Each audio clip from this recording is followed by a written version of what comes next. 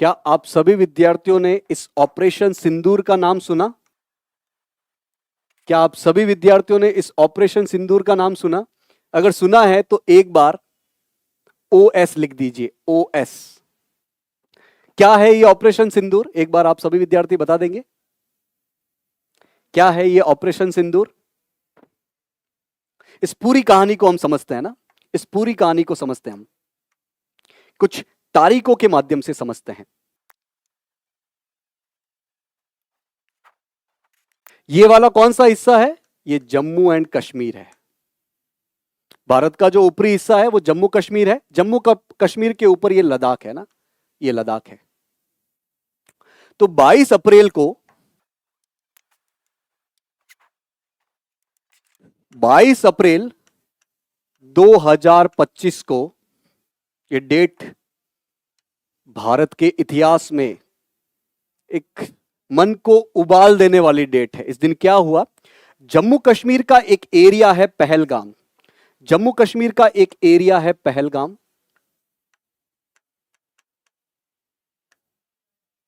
पहलगाम की एक घाटी है बैसरन घाटी। इस घाटी को इस घाटी को मिनी स्विट्जरलैंड कहा जाता है।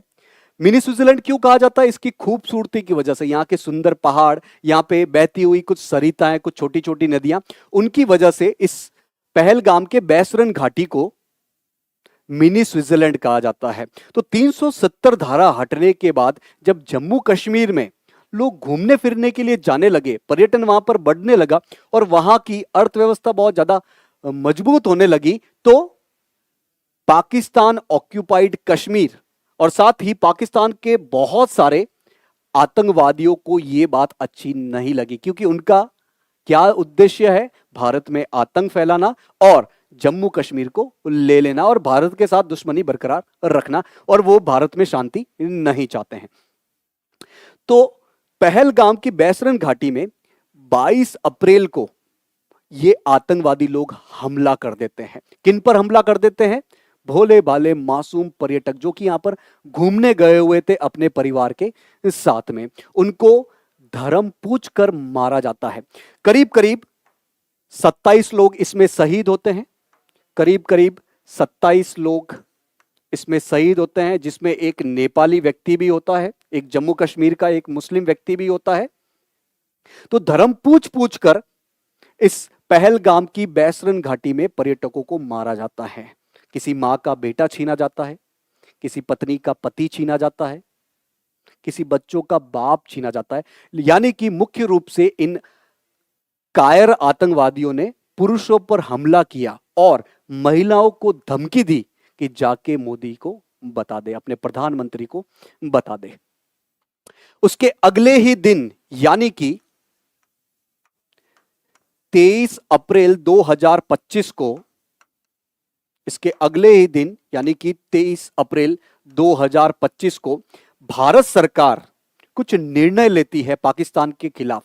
ये कुछ सॉफ्ट निर्णय थे, डिप्लोमेटिक निर्णय थे, जैसे कि सिंधु नदी के पानी के बंटवारे को लेकर 1960 में जो सिंधु जल समझौता होता है, भारत सरकार उसको निलंबित कर देती है। यानी कि जो पानी सिंधु और सिंधु की सहायक नदियों का जो पानी पाकिस्तान जा रहा था, उसको डाइवर्ट करने के लिए उसको रोकने की कोशिश की जाती है। भाई, इनके आतंकवादियों ने यहां पर विभत्स हमला किया, कई लोगों को मार डाला कायराना हरकत की वजह से। तो भारत सरकार ने इनके खिलाफ बहुत सारे एक्शन लिए, एक डिप्लोमेटिक एक्शन लिए, जिसमें से एक एक्शन था सिंधु घाटी जल समझौता। सिंधु घाटी जल समझौता को निलंबित कर देना। सिंधु घाटी जल समझौते को निलंबित कर देना। अब यह सिंधु घाटी जल समझौता क्या है?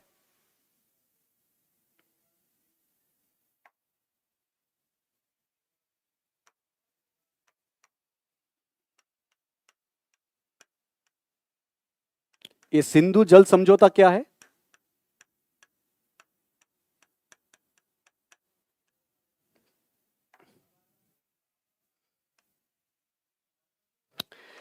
ये सिंधु जल समझौता जो है वो सिंधु और उसकी 5 सहायक नदियों के पानी के बंटवारे को लेकर है। यह सिंधु जल समझौता आता कब है? 1960 में। 1960 में भारत और पाकिस्तान के बीच में यह समझौता होता है सिंधु और उसकी सहायक नदियों के पानी के बंटवारे को लेकर। अब ये सिंधु और उसकी सहायक नदियां कौन कौन सी है, एक बार मैप के माध्यम से देखो।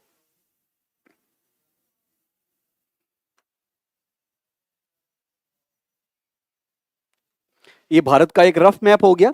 अब यहां पर सिंधु नदी है जो कि तिब्बत के मानसरोवर से निकलती है, भारत की तरफ आती है, लद्दाख, कश्मीर और फिर ये पाकिस्तान में चली जाती है और अंत में ये अरब सागर में गिर जाती है। इधर है अरब सागर। तो ये कौन सी नदी है? सिंधु नदी है। इसकी 5 सहायक नदियां हैं, कौन कौन सी? झेलम, चिनाब, रावी, ब्यास और एक नदी सतलुज, वो भी तिब्बत से ही आती है। तो ये पांचों नदियां सिंधु से मिलती है, सिंधु की सहायक नदी है। तो सिंधु की 5 सहायक नदी कौन सी हो गई?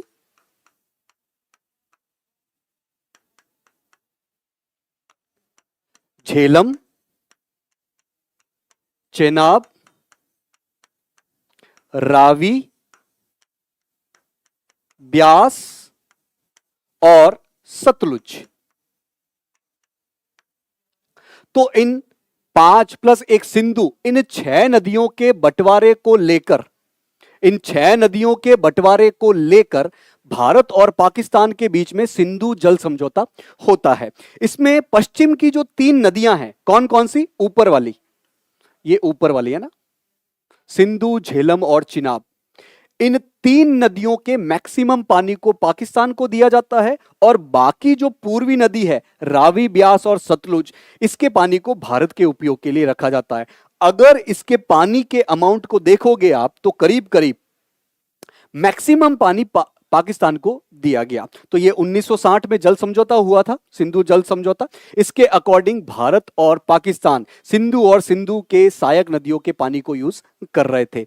लेकिन अभी पहलगाम में 22 अप्रैल 2025 को पाकिस्तान समर्थित आतंकवादियों ने जो एक विभत्स कांड किया है, जो एक कायराना हरकत की है, उसके बाद हाथों हाथ अगले दिन भारत सरकार ने निर्णय लिया कि इस सिंधु जल समझौते को हम निलंबित करते हैं, हम नहीं मानेंगे। साथ ही पाकिस्तान के अधिकारियों को यहां से जाने के लिए बोला कि आप लोग यहां से चले जाइए। ऐसी बहुत सारी चीजें हुई। अब हम आते हैं वापस, क्या क्या इवेंट होते हैं। अब इसके बाद से सरकार और सरकार के मंत्री ये विचार विमर्श कर ही रहे थे, प्लानिंग बना ही रहे थे कि पाकिस्तान समर्थित इन आतंकवादियों से कैसे बदला लिया जाए, इनका खात्मा कैसे किया जाए। तो 7 मई के दिन, 7 मई मतलब कल के दिन, आपको पता होगा कि 7 मई के दिन सरकार कहती है कि हम मॉक ड्रिल करेंगे। क्या करेंगे? मॉक ड्रिल करेंगे। और इस दिन ब्लैकआउट का प्लान किया जाता है। एक तरीके से भारत के लोगों को बोला जाता है कि आप किसी भी तरीके की दुर्घटना, हमला, आपातकाल की स्थिति के लिए तैयार रहिए। इसके लिए हम मॉक ड्रिल करवा रहे हैं, एक प्रैक्टिस करवा रहे हैं, जिसमें कुछ हिदायतें दी गई कि भारत के अलग अलग शहरों में पर्टिकुलरली इस समय सायरन बजेगा, हॉर्न बजेगा जोर से सरकार की तरफ से। उस हॉर्न को देखकर आपको कुछ कुछ चीजें करनी है, जैसे कि लाइट ऑफ करना है, सड़कों पर फालतू नहीं घूमना है, अगर घूम रहे हो तो लाइट अपने वाहन की बंद करके रखना है, आपातकालीन स्थिति के लिए कुछ खाने पीने की चीजों को साथ में रखना है। ऐसी छोटी छोटी बहुत सारी हिदायतें दी जाती है और जिसके माध्यम से भारतीय लोगों को तैयार की जाने की कोशिश की जाती है। ये पिछली बार 1970 के आसपास ऐसा मॉक ड्रिल हुआ था। अब बहुत साल बाद वापस मॉक ड्रिल करवाया है सरकार ने, ताकि हम भारत के लोग किसी भी आपदा के लिए तैयार रह सके। तो 7 मई 2025 को पूरे भारत में ये मॉक ड्रिल हुआ था, बहुत सारे अलग अलग क्षेत्रों में। लेकिन 6 से 7 मई के बीच में, 6 से 7 मई 2025 की रात 1 से 1:30 इसकी रात 1 से 1:30 के बीच में भारत सरकार इन आतंकवादियों के ठिकानों पर, इन आतंकवादियों पर एक स्ट्राइक करती है, एक प्रिसाइज स्ट्राइक करती है। मतलब हमारा उद्देश्य, भारत सरकार का उद्देश्य पाकिस्तानी नागरिकों को बिल्कुल भी नुकसान पहुंचाना नहीं था। अपना उद्देश्य था कि ये जो पाकिस्तानी समर्थित आतंकवादी है और आतंकवादी समूह है, जैसे कि जैश ए मोहम्मद हो गया, जैसे कि लश्कर ए तैयबा हो गया, जैसे कि हिजबुल मुजाहिदीन हो गए, इनके बहुत सारे ठिकाने पाक ऑक्यूपाइड कश्मीर यानी कि पाक अधिकृत कश्मीर और पाकिस्तान के अलग अलग क्षेत्रों में है, उन पर स्ट्राइक करना था, उनको खत्म करना था। तो 6 से 7 मई की रात 1 से 1:30 के बीच में भारत सरकार मिसाइल स्ट्राइक करती है। मिसाइल स्ट्राइक करती है यानी कि मिसाइल के माध्यम से पर्टिकुलरली आतंकवादियों के ठिकानों पर ही हमला किया जाता है। ये मिसाइलें बहुत एडवांस टेक्नोलॉजी की है और एकदम टू द पॉइंट यानी कि उसी जगह पर हमला करने के लिए ट्रेंड है। तो हम खुद हवाई जहाज लेके नहीं गए, हम कोई खुद रॉकेट लेके नहीं गए, क्योंकि उसके लिए पाकिस्तान ने पहले से ही प्रबंध किया हुआ था। हमने यहां से ही मिसाइलों को छोड़ा, हमने भारत के अंदर से ही मिसाइलों को छोड़ा। कहां के लिए? इन आतंकवादियों के ठिकानों पर। तो ऐसे 9 जगहों पर भारत ने 6 से 7 मई की रात 1 से 1:30 के बीच में मिसाइल स्ट्राइक किया 9 ठिकानों पर, और इसमें 100 से भी ज्यादा आतंकवादी मारे जाते हैं। वो अलग अलग आतंकवादी संगठनों के थे, जैसे कि जैश ए मोहम्मद, लश्कर ए तैयबा, हिजबुल मुजाहिदीन। भारत सरकार की तरफ से 2 सेना के अधिकारी अगले दिन आकर ये बात बताते हैं, ये ब्रीफिंग करते हैं, सभी देशवासियों को ये बात बताते हैं। वो सेना के अधिकारी जो थे वो थी महिला अधिकारी। महिला अधिकारी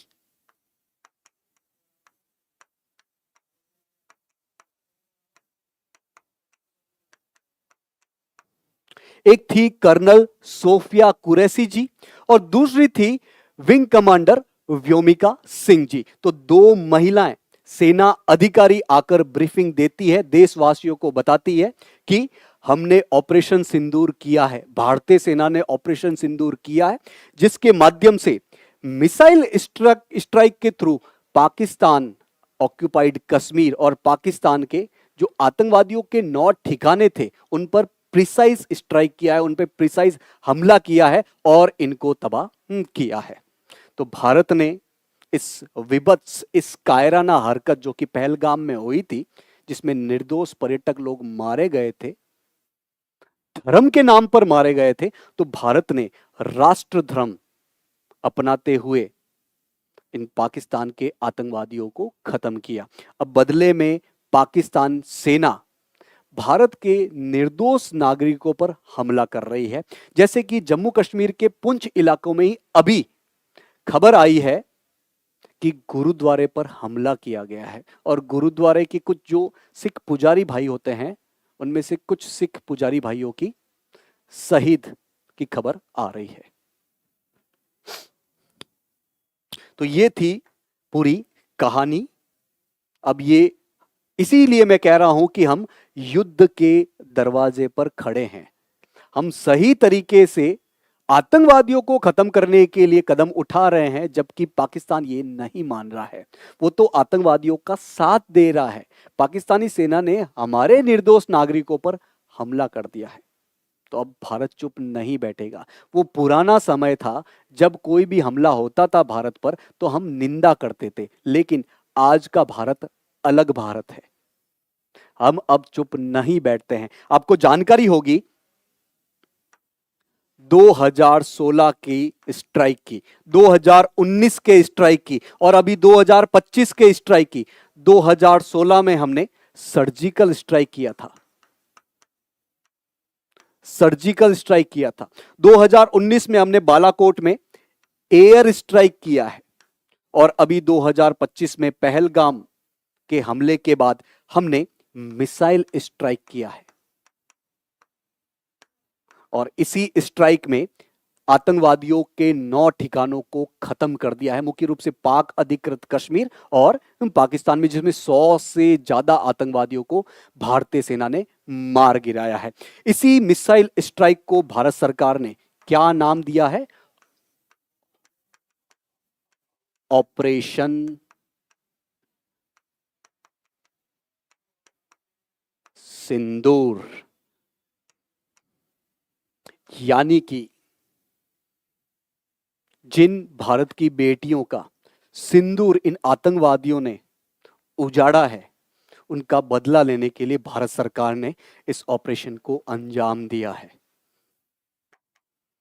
तो भारतीय सेना और भारतीय नागरिकों को इस ऑपरेशन सिंदूर की बहुत बहुत बधाई। हम इसी तरीके से एक बने रहेंगे, इसी तरीके से मजबूत बने रहेंगे, तो कोई भी दुश्मन, कोई भी आतंकवादी अपनी आंख अपने सामने दिखाने का माद्दा नहीं करेगा।